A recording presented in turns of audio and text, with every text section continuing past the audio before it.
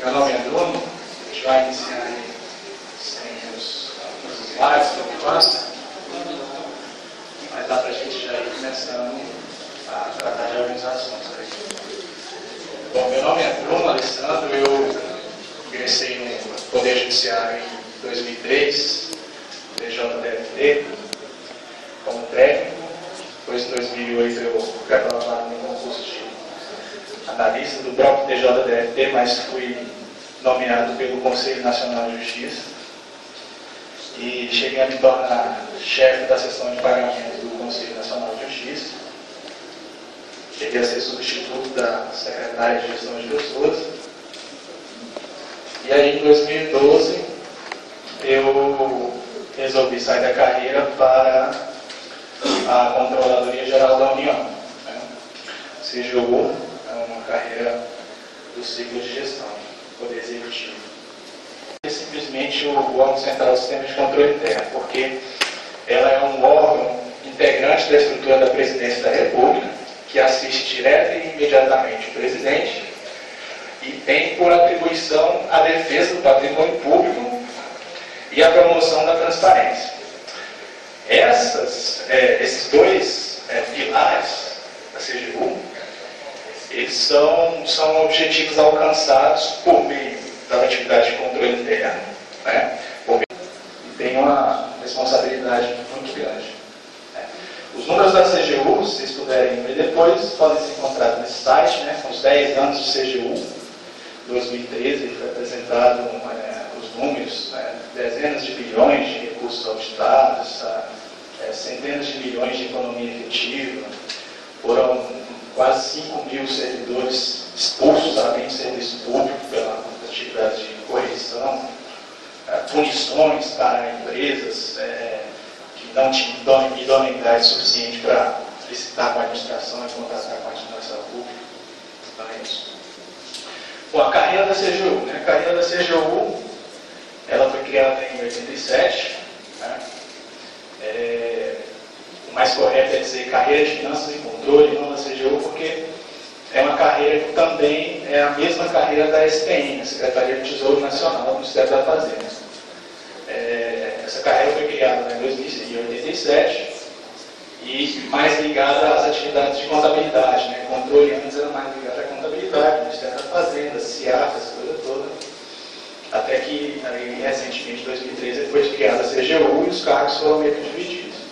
Bom, analista de finanças e controle, o EFC, ele é a carreira lá de nível superior, existe concurso público e curso de formação, e também técnico de finanças e controle, nível médico também exige, né, a realização de cursos de formação.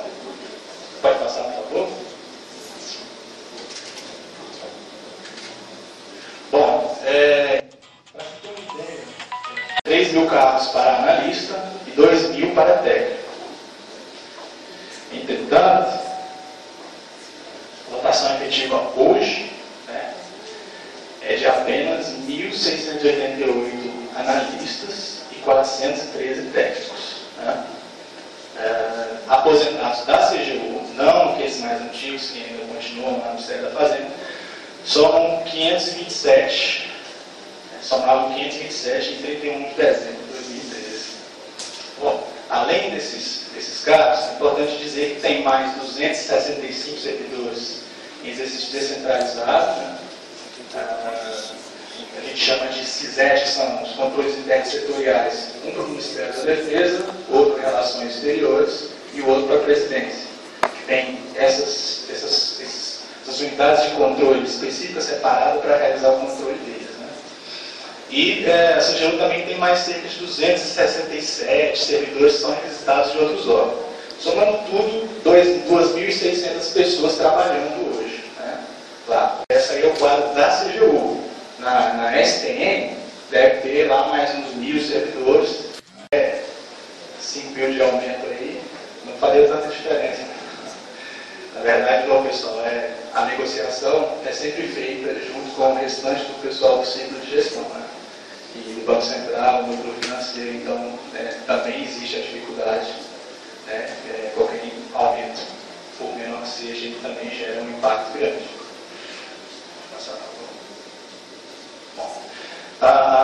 remuneração da carreira, o subsídio inicial do analista é 14.275, né? Técnico 5.400 e o final de carreira 20.000 e do técnico um pouco mais de 9.000. Em 2015 vai ter um aumento aí também, né, naquele parcelamento dos 5%. Então, para você ter uma ideia aí da remuneração da carreira. Essa remuneração de analista, início de carreira, por exemplo, ela foi um dos motivos que me fez, na época, sair do Poder Judiciário para a carreira, é que eu tinha uma função S6, eu era chefe do setor, eu tenho filhos, casado tenho filhos, então tenho 2 filhos, eu tinha um auxílio creche, né? E também o meu auxílio alimentação do Poder Judiciário é bem maior do que do Executivo, a gente sabe. Os servidores que estão lá hoje, no mesmo nível que eu estava, na lista, que tem pós-graduação, né, tudo, estão ganhando o valor líquido compatível com o meu hoje, sem a função, sem todos esses auxílios. Né? Eu ficava pensando, bom, no futuro, né, eu vou perder os meus auxílios, posso eventualmente não ter a minha função, então a minha perspectiva melhor seria numa carreira que na época eu considerava um pouco mais valorizada, ainda considero. Pode passar, por favor. Bom, então vamos lá. A experiência da implantação do subsídio na CGU. Um acidente ali. Bom, como todos sabem, o subsídio ele veio com uma modernização da administração pública, que tinha começado já no governo Fernando Henrique, com a reforma do BRES, da Parede do Estado. E quando chegou o Lula, em 2013, ele tentou um pouco que revitalizar esse processo de valorização. Então, ele identificou que tinha um déficit institucional na educação pública, que precisava de preencher as lacunas que haviam sido deixadas, né? E aí, nesse contexto, inclusive, criou aquele programa de gestão pública, né, que é um programa para aumentar a governança, capacidade de formulação, avaliação de políticas públicas, né, e tudo isso. Então, em paralelo, ele não poderia exigir da administração pública toda essa melhoria sem também valorizar os servidores. Né? Então, passou a conceder bastante reajuste aos servidores, não só do executivo, mas também do judiciário na época. E aí, então, nesse contexto, a valorização das carreiras típicas de Estado era uma das diretrizes. Né? Vai ser federal, controles de gestão, enfim. E um ponto principal na época, para a CGU e para os servidores, é a questão do status. Então, o subsídio, primeiramente, ele uma questão de status forte, porque, afinal de contas, outras carreiras que já eram remuneradas pelo subsídio eram carreiras como procuradores, né? Carreira de advogado da União, defensor. Então, a questão do status foi já uma primeira diretriz. Esse status não é simplesmente receber o subsídio, mas é uma garantia futura de um reconhecimento da importância estratégica desses órgãos para a administração pública. Nesse sentido, o governo entendia, olha, vocês são uma carreira importante para a gente e a gente pretende valorizar vocês, inclusive em perspectiva futura. Bom, aí o governo, além de proporcionar esse status, ele propôs uma negociação que valorizava bastante a questão salarial, que revitalizava de uma maneira muito grande o salário dos servidores. Isso é uma negociação pujante, né? Você tinha servidores que miravam sempre o fisco, que era uma carreira mais valorizada, e aí, de repente, você, por meio da implantação do subsídio, passaria a contar com a remuneração antes de 84% do valor dos auditores da RDC para 95%. Né? Então, naturalmente, os servidores, o sindicato, isso aí foi uma coisa que fez com que os servidores e os sindicatos não tivessem tanta dificuldade como teve no Poder Judiciário subsídio, porque é uma negociação interessante, muito interessante. O aumento proporcional para o ciclo de gestão foi maior do que o da Receita, carreira consagrada durante longa data, como sendo uma das melhores carreiras da administração pública federal. Isso em relação aos analistas. Em relação aos técnicos, a importância do subsídio, como eu disse antes, questão do status, tudo. Então, para o técnico, ele entendia que o governo também estava reconhecendo a importância estratégica dele.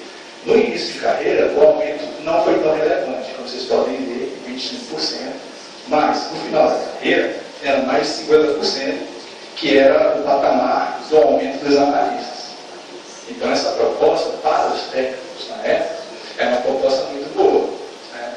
Então, não houve esse problema em relação aos técnicos em não aceitar o subsídio. Simplesmente o subsídio vinha como uma condição de excelência para a remuneração deles, inclusive por outros fatores que a gente vai ver adiante. Então, diante disso, a primeira conclusão que a gente pode tirar do subsídio é que ele fortaleceu a carreira. Fortaleceu a carreira da CGU, de maneira que é claramente perceptível, e nem há necessidade de números para comprovar isso, de que o desejo de permanecer na carreira é muito mais forte do que no Poder Judiciário. Como você aumentou o salário dos servidores para 95% da receita, por exemplo, você fez com que o servidor desistisse de continuar estudando para passar para a carreira do fisco. Então ele preferiu ficar na CGU mesmo, porque aqui auditando a despesa em vez de auditar a receita. Existe um estudo comprovando isso, como vocês podem observar ali. Apenas 3% dos servidores lá, de curso de formação de 2008, em 2012, haviam saído da CGU para as carreiras do fisco. Isso quer dizer que resolveu absolutamente o problema da alta atividade pessoal da CGU? Não, porque existem outros problemas. Para os analistas saem um pouco, mas não tanto, incomparável em relação ao Poder Judiciário.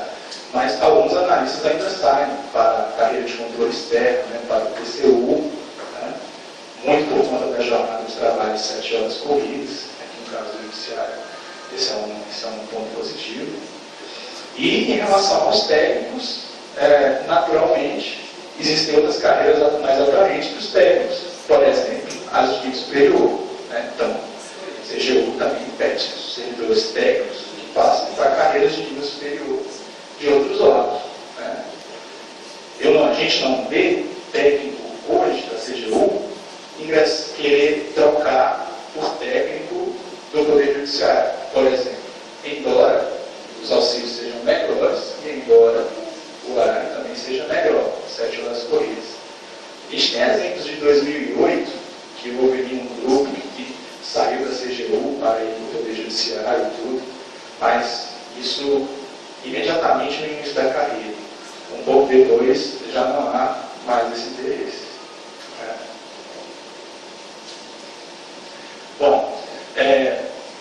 Outra questão relevante para o subsídio na CGU, nós podemos dizer que foi o fim da gratificação de desempenho. Por incrível que pareça, a gratificação de desempenho ela foi instituída no ciclo de gestão. Já havia alguma coisa relacionada ao desempenho desde 2008, mas foi instituída dessa maneira como a gratificação de atividade do ciclo pela medida provisória 22943/2001. Os percentuais anteriores eu não vou tratar, mas vou tratar do percentual que havia antes da implantação do subsídio, pela lei de 2005. A gratificação era estabelecida da seguinte maneira: até 50% do vencimento clássico do servidor, em razão de avaliação de desempenho individual. E mais 50% do maior vencimento básico do cargo para a avaliação de desempenho institucional. Então, na CGU envolvia desempenho individual e desempenho institucional. Tá, foi criada a gratificação, as intenções eram boas, mas o que aconteceu? Quando isso chegou nas mãos de quem regulamenta, aí o negócio começou a ficar mais complicado. Porque as cabeças pensantes inventaram o seguinte: bom, a gente tem que fazer esse negócio funcionar para que os chefes não dêem 100% para todo mundo. Como é que a gente vai fazer isso?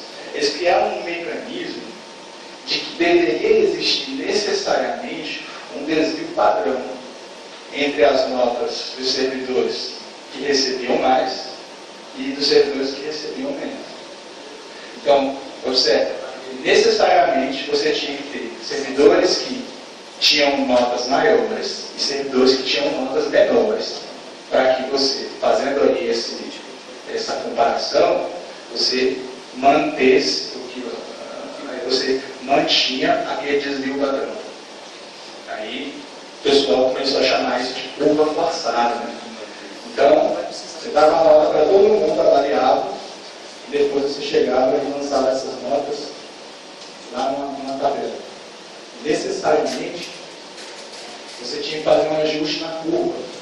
Eles chamaram isso de curva forçada, porque as notas dos servidores, as notas maiores dos servidores, fossem compensadas por notas menores. Em alguns setores, acontecia o caso de ter algum servidor que não era muito competente, que era desleixado, que não estava muito interessado, né?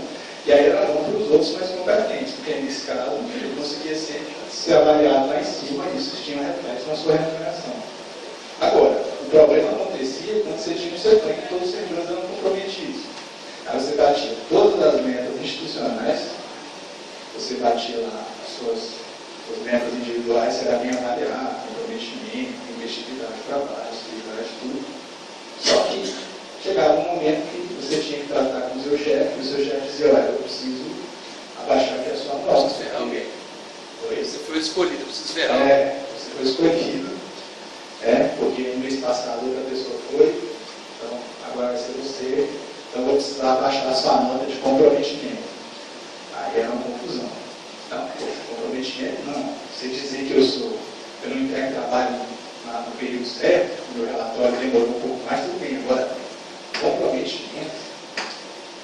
E aí era um inferno na época de período de avaliação. E ainda tem outros exemplos de servidores, por exemplo, que eram mal avaliados por conta dessa sistemática em períodos antes de licenciamento. De repente, o camarada sofria algum tipo de problema, tinha que entrar de licença médica e tinha sido avaliado com 70%. Aí ele ficava 1, 2 ou 3 meses enquanto durasse a sua licença, recebendo de acordo com a gratificação aí de 70%. Então, nesse sentido, o subsídio ele veio, e aí uma segunda conclusão sobre ele, de forma positiva, foi exatamente o fim da gratificação pelo desempenho. Bom, continuando, a relação entre subsídios, servidores novos e antigos na CGU, o que aconteceu na CGU em relação a isso?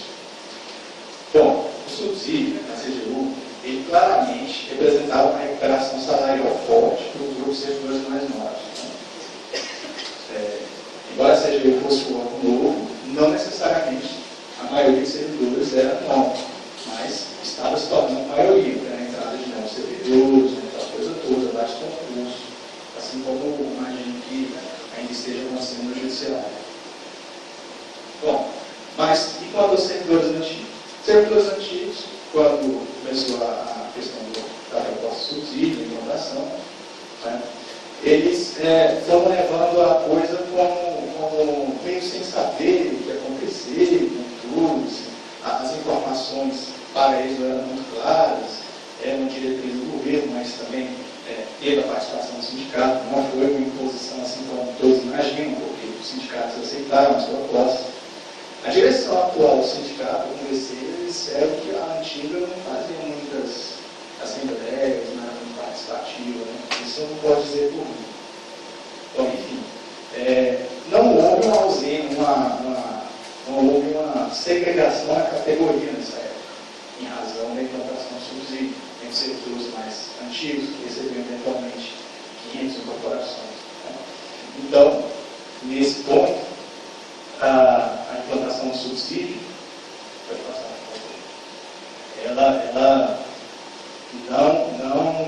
o sindicato não enfrentou grandes dificuldades na implantação do subsídio na época. O governo, na época, a greve da SPN, que parou o CIAF, lá foi importante para aquele aumento de 84% a 95% dos servidores da Receita Federal.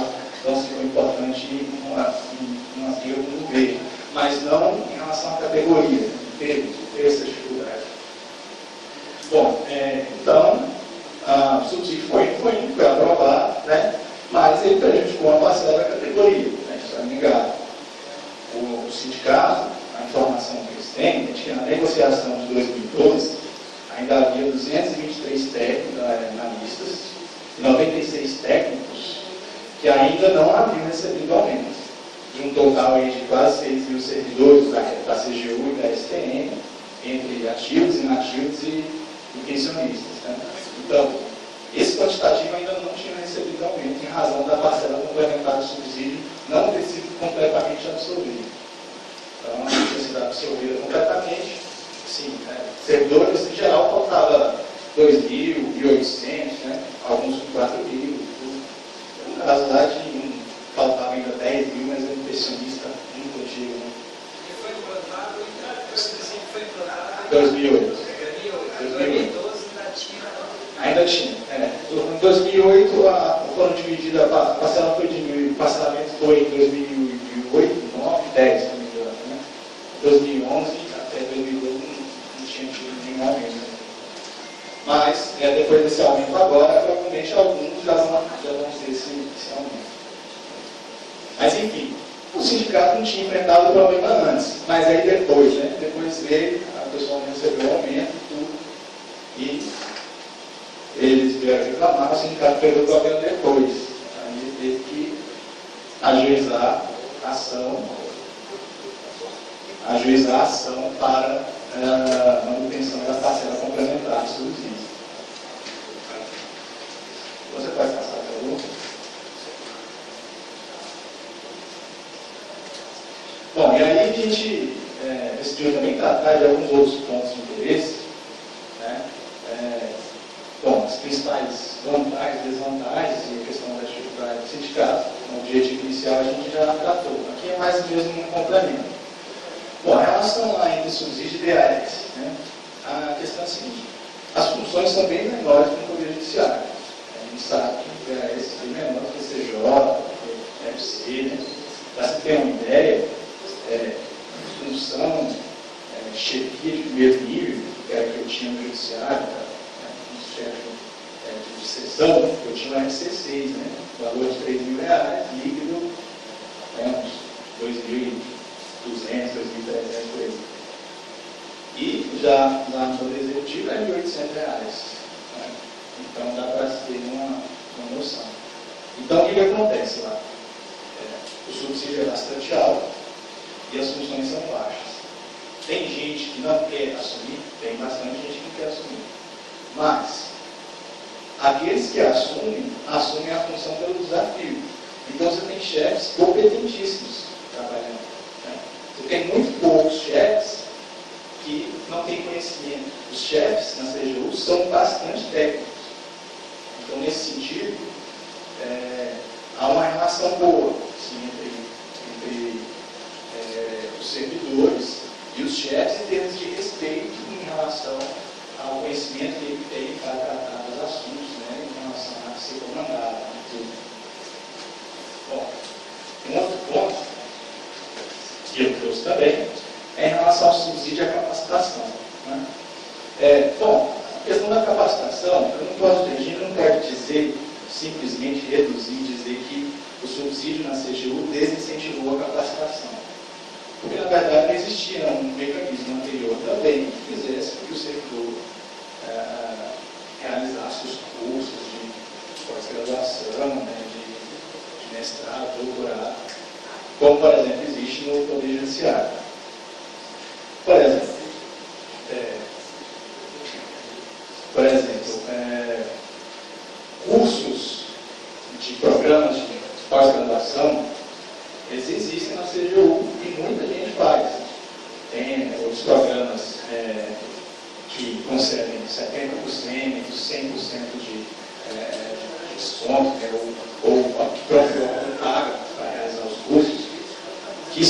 maneiras interessantes de se incentivar a capacitação. Agora, como eu disse, o subsídio também tem incentivo na CGU a capacitação no seguinte sentido: o servidor que não está interessado em fazer uma mestrado, uma pós-graduação, porque ele tem filhos, porque vocês sabem que o horário é 8 horas, é 8 horas, né, 7 horas corridas, então às vezes muita gente quer fazer porque tem outros interesses. Mas, obviamente, se tivesse um percentual acima, essa pessoa ela faria o curso. Né? Isso aí é óbvio, a gente conversa, a gente sabe que isso existe. Mas, como eu disse, existem outras maneiras de capacitação lá. Por exemplo,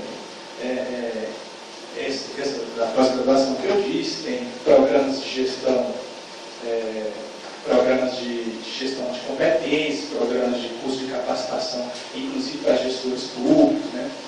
As horas de capacitação, elas são, de alguma maneira, consideradas na promoção do servidor. Então, quando ele vai se promover, se já tiver tido uma carga horária de curso, ele não necessita fazer um curso de formação específico para a promoção. Né?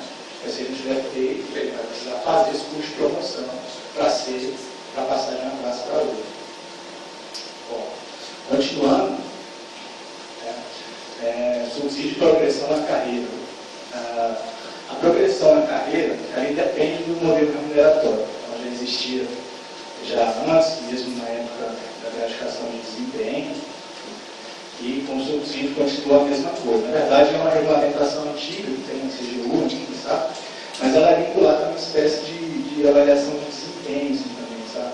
Porque uma turma progride com 1 ano e a outra com 1 ano e meio. Ou seja, a turma que é mais bem avaliada segundo todos os critérios é progredida com 1 ano. E a outra com 1 ano e meio. E aí tem vários critérios, né? Um deles é o fato de ser ocupar o DAS, então incentiva a ocupação do DAS também. O tempo de serviço público federal. Aí eu entro, né, que eu tenho já 10 anos de serviço público federal, então esse é um critério que me ajuda a promover, a ser progredido com 1 ano. E a avaliação de desempenho também é nova, mas a avaliação de desempenho na conta também, com esses quesitos aí. Então vamos lá. O último tema é em relação ao subsídio e técnicos e analistas lá na CGU. Bom, o que a gente observou, como eu disse antes, é que o subsídio veio para o técnico, né, como um modelo de remuneração bom. Né? Então, assim, o técnico não teve atenção ao subsídio na época. Você pergunta hoje para o técnico, como é que foi a implantação do subsídio vale? Ele nem sabe dizer. Né? Na verdade, a carreira da CGU, assim, outras carreiras em relação a questões sindicais, eles não são muito politizados, né? O pessoal da categoria do Poder Judiciário é mais politizado nesse sentido. Mas, bom, enfim, o subsídio foi bom para os técnicos. Né? E na visão da UNACOM, até porque é um sindicato só, elas não vê essa polarização de técnicos e analistas na CGU. Então isso não existe, isso é uma coexistência boa entre eles. Embora tenham sido ajuizadas ações para equiparação, né, entre as duas carreiras, porque em determinadas regionais, nos estados, né, isso não acontece muito no âmbito central do Brasil, né, tem 700, 800 servidores. Mas os outros 1000, como as regionais, eventualmente acontece casos de técnicos fazendo auditoria. E aí, nesse caso, há um problema, né, porque o analista ganha bem mais que o técnico, os dois fazendo ali a auditoria. E aí, as chefias têm, pelo menos do órgão central, têm dado esforços, né, fazendo também a coordenação técnica, só faz atividade administrativa, né, de menor responsabilidade, a não ser que tenha um DAS. E os servidores analistas, eles saem para fazer auditoria no campo tudo. Tá? Bom, enfim, eu posso dizer, né, de acordo com a experiência, que não há essa relação, tem sempre técnicos e analistas na CGU, e muito menos por conta do subsídio, que foi neutro nessa história toda. Tá? A reivindicação dos técnicos hoje é mais no sentido de modernizar a carreira, né, de passar para nível superior, assim como aconteceu na Receita Federal. Mas o momento não é bem propício, né? O sindicato entende que esse não é o momento, até porque, por exemplo, a Polícia Federal, os agentes, os sofistas escrivãs, quer hoje não fechar um acordo porque eles dizem que tem um superior, não querem receber o mesmo dos 15% que todo mundo recebeu. Né? Eles fizeram até a queima de diplomas lá, não sei se eles estão na confusão toda. Mas enfim, a questão dos técnicos da análise é essa. E aí a gente chega ao final da apresentação, não sei se vocês têm alguma dúvida, se vocês querem esclarecer alguma coisa, pode falar. Tabela do técnico. No caso lá, o analista, as atribuições dele é vinculada diretamente à auditoria, né? Nesse caso. E o técnico ele não faz auditoria, né? Não tem esse desvio de função nem mistura as atribuições. Né? Isso. Eu posso te garantir o seguinte, principalmente depois que ali em 2007, 2008, começaram a entrar novos analistas, né? Bastante analistas, mais novos. Então, não sabiam completamente o serviço, e você já tinha técnicos antigos que sabiam bem mais, competentíssimos, né? Então, principalmente nessa época, o que aconteceu? Só para esclarecer, vai ser feita a mesa ou já pode fazer direção? Acho que ele tem um tempo limitado, aí é importante tentar depois a gente retorna. Então, continuando, nessa época, houve muito chefe, né, coordenando a auditoria para analista, chefe técnico coordenando a auditoria para analista. Então, daí surgiram algumas ações judiciais, reparação e tudo. Ninguém conseguiu ganhar na justiça, pelo menos até onde eu sei. Mas, a partir disso, a diretriz da casa foi tentar separar as atribuições de técnico, né, para que o técnico realizasse e a analista para que o analista realizasse. Então, a auditoria para analista, serviço de administrativo na coordenação, demandas externas, coisa toda, para os servidores técnicos. Na minha coordenação isso é claramente feito. Em outras ao lado também. Não posso te dizer em tudo, mas eu posso te dizer que no órgão central a diretriz é essa. Agora, nas regionais nos estados, ainda acontecem casos, né, de técnicos realizando auditorias e tal. Eu não sei em que nível mesmo isso acontece, mas ainda acontece um pouco nas regionais. Tabela do técnico, se eu não me engano, só do analista. É 5.000 e alguma coisa até 9.000 e alguma coisa. Então, Bruno, você falou que não tem, pelo que eu entendi, exatamente. Não tem conflito entre técnicos e analistas, tá? Talvez ficar atribuições diferentes. Mas não tem mesmo o técnico ganhando inicialmente 5.000 e o analista 15.000, 40. E no final, o técnico 10.000, o analista 21.000, ou seja, a diferença de 10.000, qualquer não tem essa diferença. Não tem. Você acha que não tem mesmo ou é uma visão pessoal? Não, essa não só uma visão pessoal, como uma visão do próprio sindicato. Né? Como eu disse, o sindicato não entende que há uma polarização entre técnico e analista na carreira. Até porque é um sindicato único. Né? Também é uma visão pessoal, né? É o que eu vejo, que eu converso com os colegas. Né? Você tem muitos técnicos que querem melhorar a carreira. Obviamente, camarada chega como técnico, hoje ele não quer se aposentar como técnico. Né? Mas você tem técnicos antigos, né, que são competentes, que são chefes e tudo, e que eles conseguem manter essa relação de uma maneira estável, sabe? Embora eles queiram essa modernização da carreira, como eu disse. Próximo país, depois lá depois do evangelista. Não, depois do país. Você já foi servidor do judiciário, aí já participou da ANAT, e naquela época a ANAT defendia uma tabela. A ANAT era um movimento para subsídio, já vocês foram da ANAT, que ficava uma tabela, que eu testei, que não era real de acordo com essa do ciclo de gestão. Prometia para os técnicos valores muito altos e reais fora do ciclo de gestão. Hoje, na realidade da CGU, os salários que vão entrar para apresentar essa são totalmente diferentes. Certo? Então, eu acho que essa apresentação ela pega por esse fato que nós tivemos aqui,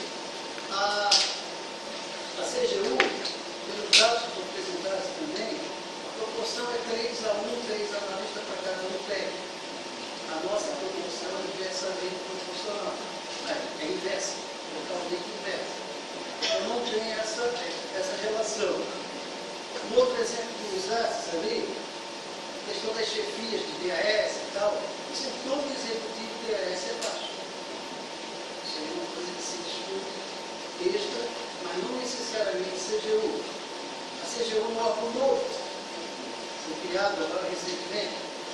Então, logicamente, que não tem conflito com quem já está, ou tem, acho que quem vem ou vem de outros órgãos, foi concursado mesmo só para aquilo. É um bebê que nasceu, então ele não tem história. Tu achas que o subsídio, mesmo considerando, assim, rapidamente, até respeito ao teu tempo, né, seria interessante para o Judiciário Federal, no qual tu já trabalhasse, e participasse da apresentação daquela tabela falsa, elaborada por Alexandre Galvão? Tá. Tem uma rodada ou uma outra? Não, eu assim, acho que umas 5 perguntas não dá para responder. Então, quer que eu chame outro para perguntar? Não, eu já estava parecendo que às vezes já tira a dúvida de uma pessoa. Bom, na verdade é o seguinte, essa apresentação aqui, eu não vim em defesa do subsídio nessa apresentação. Eu vim mostrar os pontos fortes, os pontos fracos e a dificuldade encontrada pelo sindicato, né, quando a implantação do subsídio e a experiência da CGU, segundo muito uma visão pessoal e de acordo com alguns dados e algumas informações de pessoas importantes no processo com quem eu conversei. Bom, a carreira de analista de finanças e controle, ela data de 87, né? A CGU foi criada em 2003, mas a carreira é antiga. Os servidores que vieram do Ministério da Fazenda, antigos, para integrar os quadros da CGU. Então você tinha servidores antigos, principalmente antes, ali por volta de 2003, quando foi criado, você tinha bastante servidores antigos. Houve concursos ali em 2004, 2006, 2008, e isso aí, de fato, foi invertendo o quadro em relação aos servidores novos e antigos, né? Então, na verdade, eu nem tenho esse dado hoje para dizer quantos antigos e quantos novos. Mas, por exemplo, existem muitos técnicos antigos.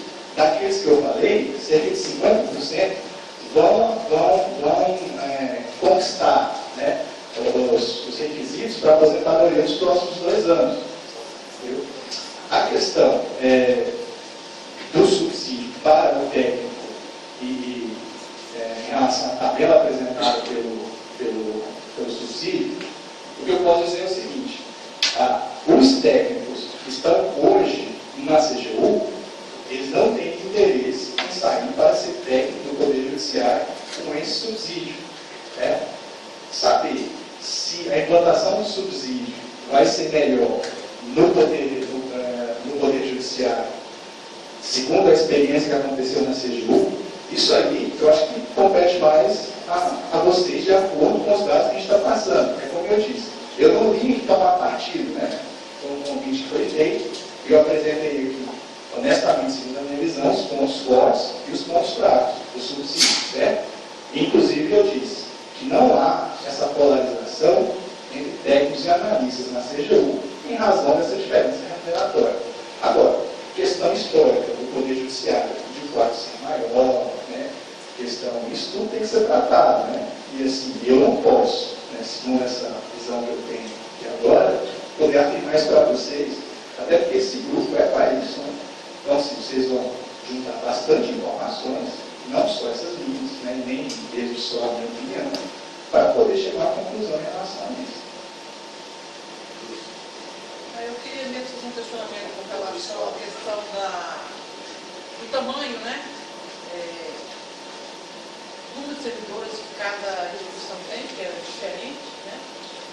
Eu acho que como contribuição é muito importante a gente se apropriar desse debate do subsídio, mas eu queria perguntar mesmo sobre a questão da capacitação, que é requisito da promoção lá. Esses cursos lá são oferecidos por quem? Pelo próprio CGU, pela escola de formação, tem uma escola de formação, como é que funciona lá essa oferta de curso de capacitação e das pós-graduações?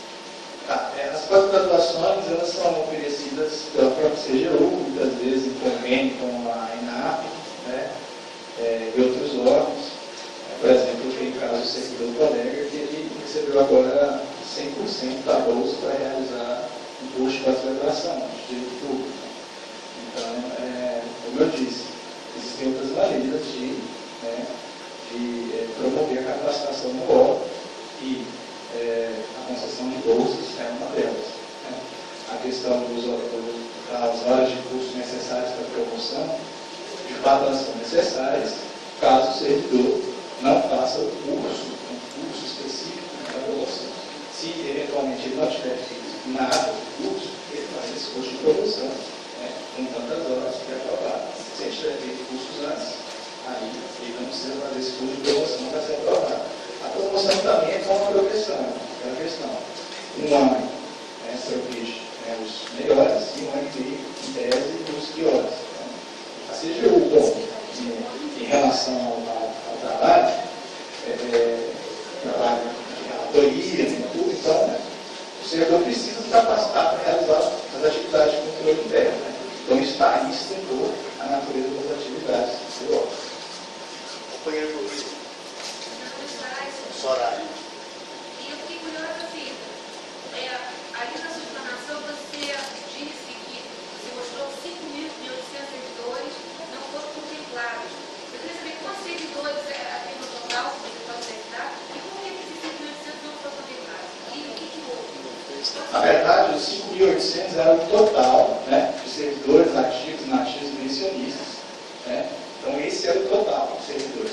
Desses, em 2012, ainda não haviam sido contemplados, em razão da parcela complementar de subsídio não ter sido totalmente absorvida, 220 poucos analistas e 96 técnicos. Esses são os dados repassados pela UNAP. Luiz Cláudio, depois João Evangelista. Luiz Cláudio.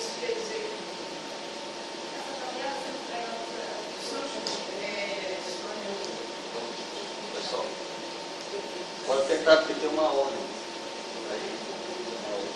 Como é que é o seu nome? Ele está bem aperreado. Luiz Cláudio, depois João Evangelista.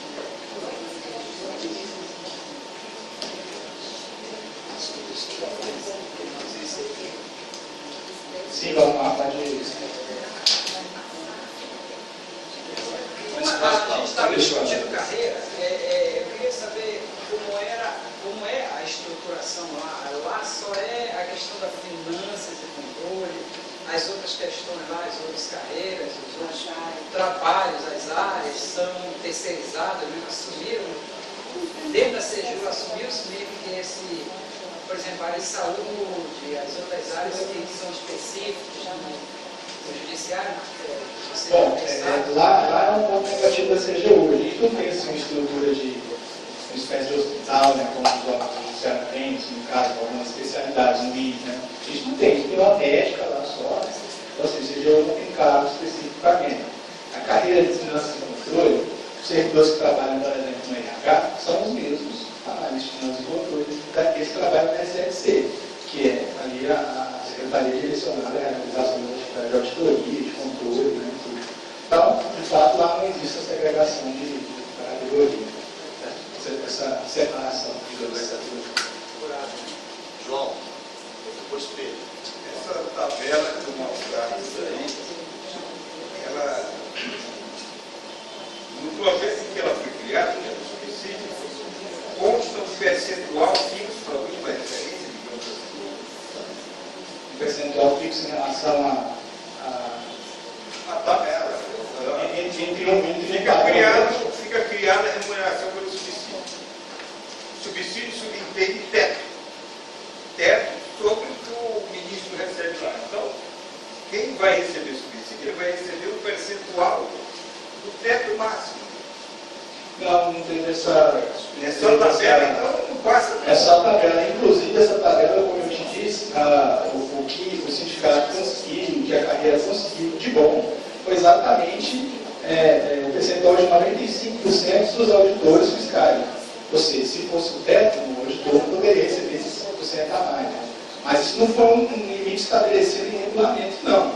Só hoje representa 95%. Não, mas o subsídio é estabelecido através de lei para cada carreira. E na carreira estabelece que o servidor da mais alta referência vão receber X do subsídio.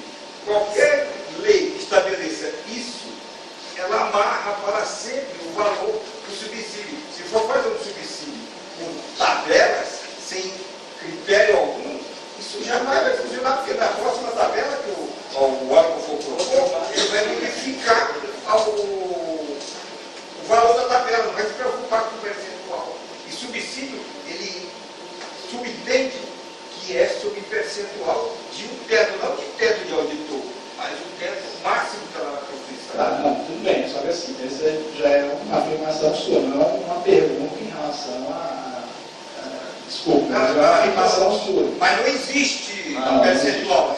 Não existe. Então essa pergunta não tem. Pessoal, está meio enrolado aqui. Tem Pedro, Falcão, Saulo, Edmildo e Francisco. Certo. A gente vai ter 20. Já fechou a sessão?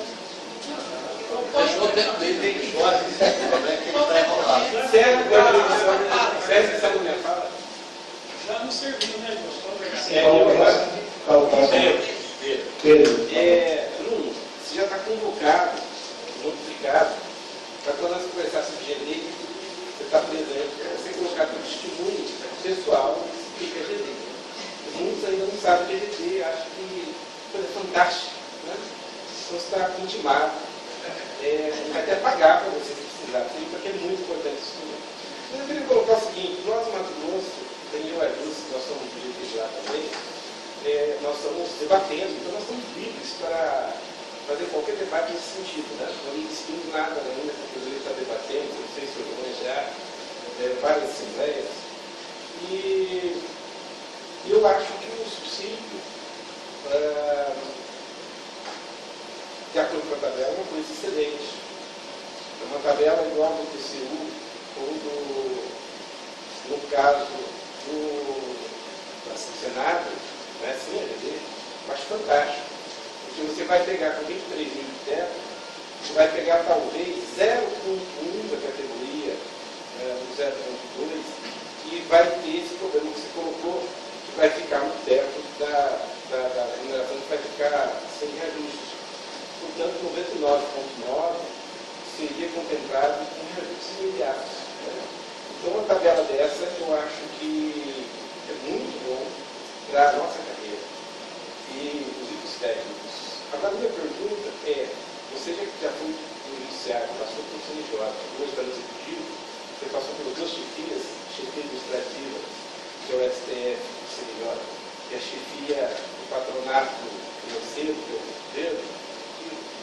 Qual a possibilidade hoje da gente ter realmente no governo uma tabela com teto de 23 mil para 120 mil servidores? Essa é uma pergunta difícil, né? Olha, no Poder Judiciário, é importante trazer, às vezes acham que o subsídio técnico é baixo, no Poder Judiciário tem uma grande vantagem que você tem auxílios, né, que podem te proporcionar, né, um nível maior, tem umas funções mais altas, né, para a implantação desses valores no Poder Judiciário seria, acho que, bem viável, tranquilo, essa equiparação, né? A equiparação para os analistas, eu também não posso dizer que eu vejo da mesma forma, né? Porque existe digamos assim, um grupo de servidores que comanda mais ou menos isso, mas que não determinam, né? Porque quem determina é o governo. Então, esse grupo de servidores que eu estou dizendo é o planejamento, né? Então, o planejamento, ele se sente um pouco melhor que os outros. É isso que a gente pode vivenciar. Então, assim, ele acha que os servidores do judiciário, aquela coisa toda. Mas nada que venha de uma determinação de cima que eles não tenham que cumprir. Né? Eu quero dizer o seguinte, a proposta deles, eventualmente, eles não vão fazer essa proposta no mesmo valor. Né? Agora, o governo pode fazer essa proposta no mesmo valor, dependendo da análise de impacto, né? Demonstrando a viabilidade de se implantar. Mas, assim, essa especificamente é uma visão estritamente minha, pessoal. Né? Como eu não quis afirmar no caso do colega, que perguntou em relação aos técnicos e tudo, estou te dizendo agora em relação à analista, mas, bom, envolve outros parâmetros que fogem que agora é meu conhecimento para poder estar um atestado se essa tabela seria implantada no judiciário imediatamente. Até porque, na época, foi proposto, né, pelo governo, na época, foi proposto para analistas de valor, né? Então, já chegou a ser proposto, né? depois parece que o governo recuou um pouco. Então, por isso que eu estou dizendo. Mobilização, né, pode fazer a diferença. Bruno, quem for contemplado. Bruno, você pode vivenciar dentro do judiciário, né, que você trabalhou, né, a visão da categoria nessa situação de suicídio isso que defendeu o poder de remuneração, que faz parte do contexto da carreira que é a escultura. Aí você passou agora para uma outra carreira, setor público, né, que agora está trabalhando no lado da despesa, né, diretamente da Receita Federal, que é a Receita. E o governo sempre usa como desculpa, e não tem dinheiro que a arrecadação não é suficiente. Ou então usa como desculpa que a despesa aumentou. Só que na margem que a gente sempre trabalhou, nos planos da renda do PCS 1, 2 e 3, sempre a gente estava abaixo da margem prudencial. Então não haveria argumento para o governo desautorizar qualquer aumento do judiciário em relação ao crescimento da receita e também da despesa. Eu só estou dizendo isso porque você mudou de carreira, para você agora vai estar na despesa. A gente podia até pegar um subsídio com você para poder verificar a conta da despesa, né? Para poder a gente se acumular mais. Mas assim, eu fiquei preocupado com você colocou a questão aí. A modernização da carreira de vocês, eu acho que depois você vai ter que migrar de volta para o judiciário, porque, como você coloca aqui, os técnicos têm uma visão mais rápida de passar para ser analista aqui da Receita Federal. E a gente sabe que dentro da Receita Federal existe uma disputa muito grande entre dois sindicatos, né? Dos analistas e dos auditores, com aquela comunicação de dois níveis superiores igual a Receita Federal hoje. Você não acha que com essa suposta modernização que você vai trabalhar o técnico, você separar o técnico, que agora é analista da fazenda, o analista também, você vai aplicar também essa divisão da categoria? Porque hoje na nossa categoria, sendo bem tendencioso, existe uma disputa interna entre a questão do técnico e do analista, a questão do nível médio e do superior. Você, com essa experiência que você saiu do judiciário e iniciou essa questão do analista e do técnico e do superior do judiciário e agora está na CGU, como é que você vê isso, essa modernização da CGU para depois passar para a Receita Federal? E se esse modelo para a gente também não vai trazer esse prejuízo? Essa é uma questão interessante. Né? Essa experiência da Receita Federal realmente é assim, a mais pragmática. Assim. Existe realmente uma polarização grande lá entre os analistas e os auditores, né? Mas no âmbito da CGU ainda não se tem essa perspectiva. Né? Até porque o técnico, hoje, o fato de conseguir se tornar analista e eventualmente mudar o nome de analista de finanças para auditor, de controle interno e tal, para o técnico vai ser muito bom, porque vai ter ganho remuneratório real, né? E para os auditores, acho que não muda muita coisa, pelo menos agora em perspectiva, né? Assim, sabe, não tem ainda essa preocupação com o que aconteceu na Receita em relação ao que vai acontecer na CGU. Ainda não vê essa preocupação ainda. Bruno, eu acho que as carreiras são diferentes, né? A gente tem uma dificuldade grande. Então, hoje, o nosso técnico tem 60% da carreira técnica, ao contrário, né? E o desvio de função parece que também não acontece como acontece no âmbito judiciário. Sobre outras questões, em relação aos adicionais, como é que funciona a questão de hora extra, adicional ao turno, periculosidade, como é que vocês trabalham, né? São 8 horas, né? Mas com certeza tem trabalhos extras que vocês têm que fazer, utiliza banco de horas, como é que funciona? A gente sabe que com o subsídio você não teria esses adicionais, né? Em relação à questão pela hora extra, a gente precisa eventualmente trabalhar um pouco mais, porque o horário normal é concluir uma atividade, um relatório, uma empregada, etc. Mas na CGU a gente não tem institucionalizado ainda, mas ele está formalizado no âmbito da Secretaria Geral de Controle, o sistema de conta eletrônica. Então você tem um banco de horas que você pode fazer, e aí nesse banco de horas você goza do horário que você eventualmente faz a mais, né, casa do trabalho. Então, com essa compensação, você resolve esse problema. Principalmente no meu caso, que trabalhava no CNJ, tinha poucos servidores, nós nós tínhamos que fazer muitas horas extras, né? Então eu recebia lá, porque eu não tinha como compensar depois pelo reduzido número de servidores. Mas hoje eu vejo que é muito bom descansar também. Você falou mais sobre a questão dos técnicos. A questão dos técnicos é uma informação importante, é que assim, existe um estudo de que seria necessário imediatamente 700 técnicos por aí. Só que tudo depende de medidas do planejamento, né? Então deve gerar aí uns 200 até 10 técnicos e vai ter um concurso de técnico aí logo depois.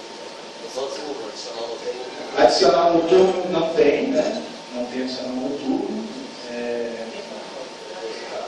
Nem periculosidade, até porque a questão da periculosidade na carreira, isso aí não é compatível com a atividade, porque você realiza atividade de controle na fronteira, então isso é mais da Receita Federal, né, que tem que lá na fronteira, a Polícia Federal também, tudo, né? Esse grupo de servidores tem ações judiciais em relação a essas gratificações, mas consultivas elas não existem. Tá? E Milton, depois Francisco. Acho que você dispõe de um estudo mal vista da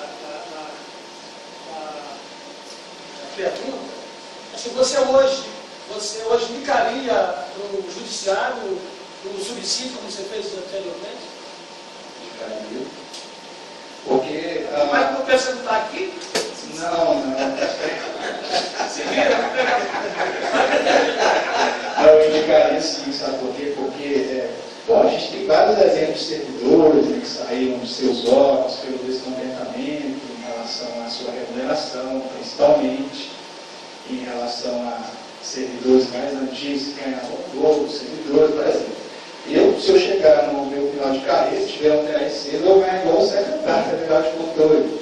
Então, assim, dentro da carreira, isso cria, de certa maneira, uma tranquilidade. Eu posso dizer que os servidores não ficam preocupados com a remuneração na carreira. Esse é o problema mesmo. A CGU tem outros problemas. Os servidores se preocupam com a questão do horário, querem talvez colocar 7 horas por dia no home office.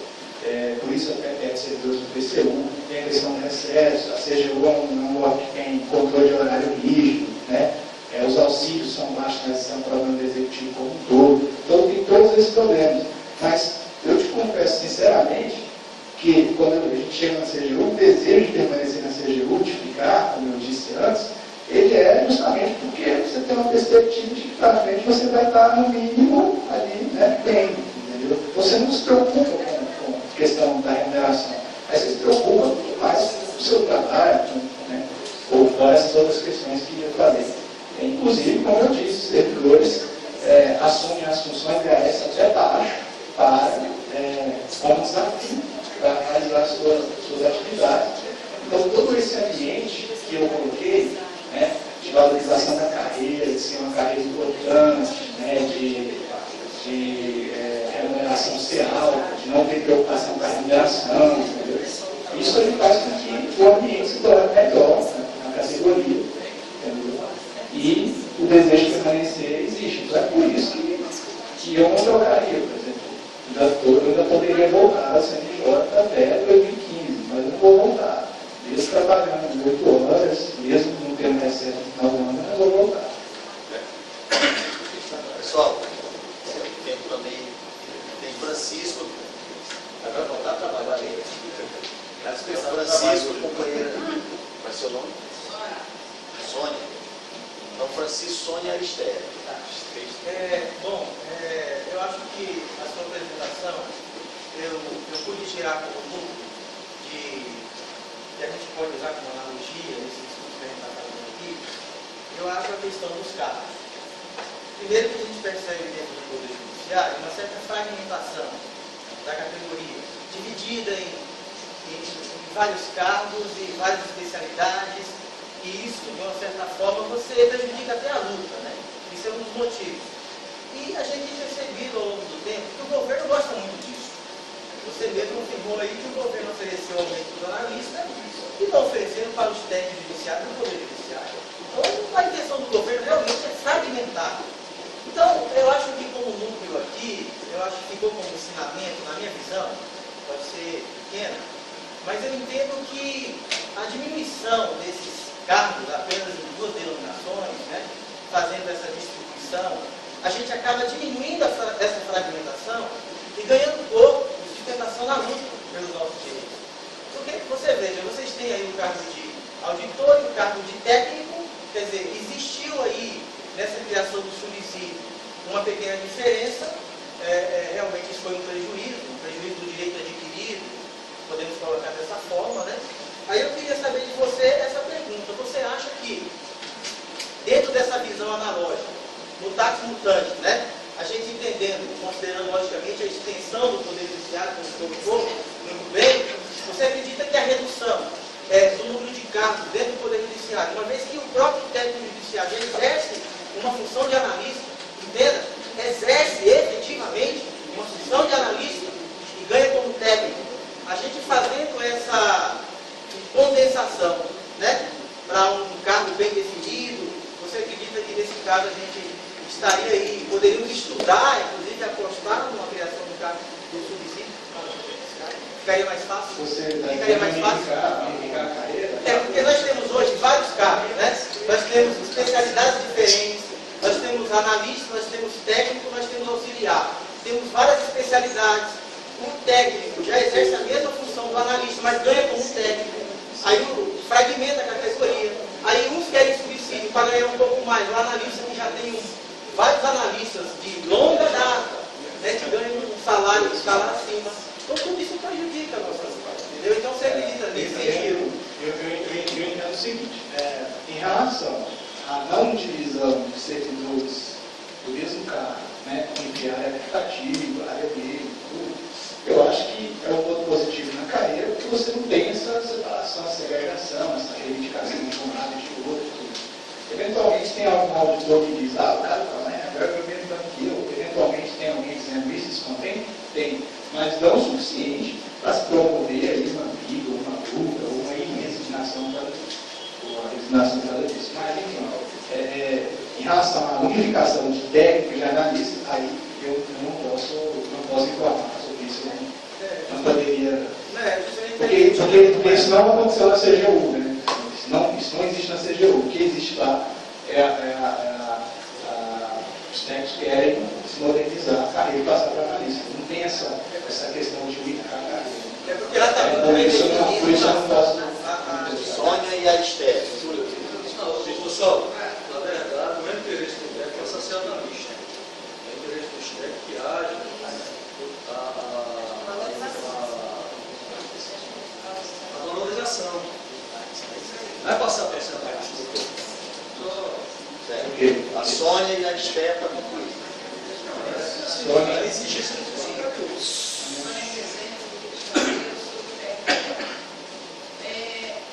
Aquela parte que você colocou ali de 1.000 e 200 pontos para essa chegaria eu chamo de outro todo. Hoje eu sou o coordenador geral do Jajur, do Rio Grande do Norte, mas vim lá do Mato Grosso, conheço a realidade que ela falou, e realmente pode ser percebido isso bem claro. Minha mãe é professora aposentada do estado do Mato Grosso, e a gente via discussões sendo tomadas sem a participação da base, e a gente viu o sucateamento. Minha mãe ela é mestre, ela é professora mestre, e recebe um salário bem menor que o meu, que é horrível. Eu sou técnico. Então, assim, é terrível, né? É chocante. Uma pessoa com 2 especializações de um mestrado receber um salário que é pouco mais da metade do meu, que é muito ruim. Exatamente. E aí é nesse ponto que eu volto à pergunta. Eu afirmo, tudo que é encaminhado para cá tem que ser encaminhado para todos os da base. Primeiro eu afirmo isso. E tem que ser trazido de volta para somente depois daqui ser liberado. Que aí vem a minha pergunta, o que divide a categoria? É um modelo, o outro, ou é uma decisão tomada sem que a base participe? Qualquer que seja a decisão aqui de plano de carreira, que passe por modelo de remuneratório, estrutura em X, em Y, ou o que for, se não tiver a participação da base, ela vai unir a base ou ela vai separar? Ah não, mas se a gente levar algo que for muito bom, vai unir. Você acha que é muito bom. Aí eu acho que a outra é muito boa. Só que a base pode pensar outra coisa e vai estar dividido. Então, a partir do momento que a gente encaminha tudo, e esse GT tá, o nosso GT lá, que eu presido, está me cobrando toda hora, você está escondendo informação. Cadê as informações que estão vindo do GT Nacional? É sério, os caras falaram, pô, não pode não, isso é um absurdo, você é coordenador geral escondendo informação. Aí eu falei, vem aqui, vamos abrir o e-mail, por favor? Vou fazer uma pesquisa, GTN carreira, tá vendo? Ó, teste ok, vou encaminhar todas para vocês, vocês querem? Aí o pessoal ficou olhando, aí a única coisa, foi encaminhado, foi material do Washington. Então, mas foi só isso mesmo? E foi. Então, se nós não levarmos os trabalhos, meu amigo, seja o subsídio, seja o bebê, seja o gajão, seja o que for, nós vamos continuar divididos. E a última, eu lembro muito bem da última frase que foi falada na tua apresentação. O que nós temos que fazer? Superar a fragmentação da base. E sinto informar, mas o que nós estamos encaminhando aqui, é da maneira que nós estamos encaminhando, nós estamos encaminhando é para aumentar a fragmentação da base. Ou levamos para a base, ou nós vamos fragmentar ainda mais. Veja bem, outra coisa interessante na apresentação de Bruno, né? O maior ponto positivo da apresentação do subsídio, qual foi? Acabar com a GD. Né? Retiramos a GD, foi fantástico, foi imenso, o pessoal está feliz, saltando de alegria. Esqueceu até que o técnico está ganhando a metade do analista. Então, assim, da forma como está encaminhando, o governo está vindo cada vez mais com o GD. Dentro do STF já tem proposta das carreiras excludentes por GD, exclusivas, desculpa, né? Das carreiras exclusivas por GD. E se nós não fizermos uma discussão e não soubermos o que nós queremos, se nós não pensarmos à frente, mostrar que nós somos capazes de pensar, pensamos e queremos isso, vai chegar goela abaixo de novo uma GD. E aí, meu amigo, ajoelha e chora. E aí nós vamos partir do sucateamento e vamos partir. Ou seja, todo esse trabalho que a gente está fazendo aqui, minha esposa está sozinha em casa, tomando as crianças, e a gente está fazendo tudo isso para quê? Para ser dominado pelo governo. Então, assim, nesse sentido que eu peço as informações. A gente está indo no caminho certo, realmente? Ou a gente tem que mudar, inclusive, a forma como esse grupo está trabalhando.